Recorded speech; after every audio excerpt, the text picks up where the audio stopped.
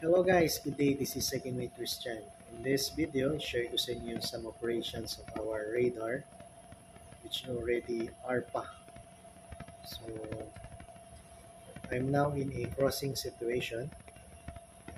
One vessel is crossing ahead of me. So, this is the name of this vessel.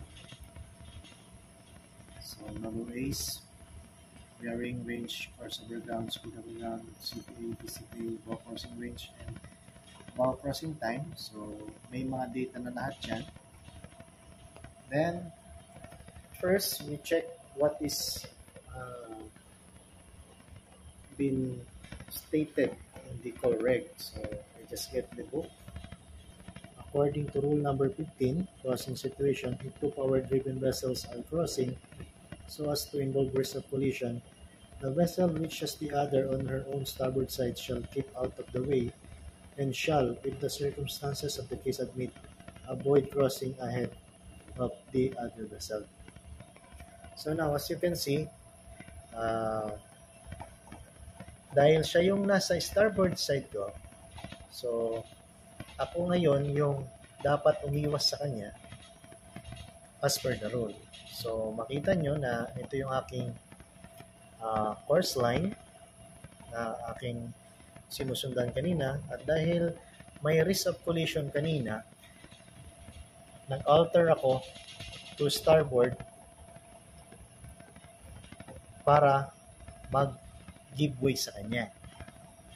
So makikita nyo ngayon dito na meron kaming 2 mile CPA and bow crossing range is 1.9. So yung risk of collision is mababa na dahil malayo na yung magiging closest point of approach namin, and then yung bow crossing range. Now, how we use these vectors to check the aspect of the vessel? When we're using the true motion or true vector, okay? So now naka-true tayo. So makikita nyo na parehas in 12 minutes time, because I set up the vector true in 12 minutes. In 12 minutes, sa position namin ito, so siya, nandito na, ako, nandito na. So, nasa kupa or nasa astern na ako ng barko na to in 12 minutes time. While, if I set the vector in relative motion, ayan, so siya lang yung may makikita mong vector, and makikita mo na siya is tatawid sa proa mo.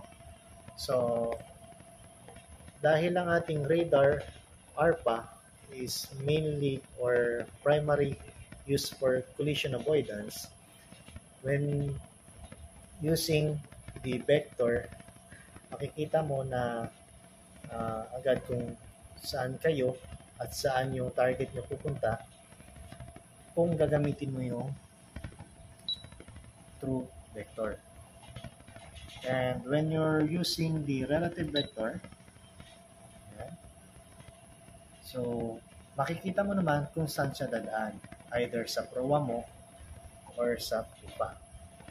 Then, syempre, you just comply to the master standing order or your company's standing order regarding the required CPA.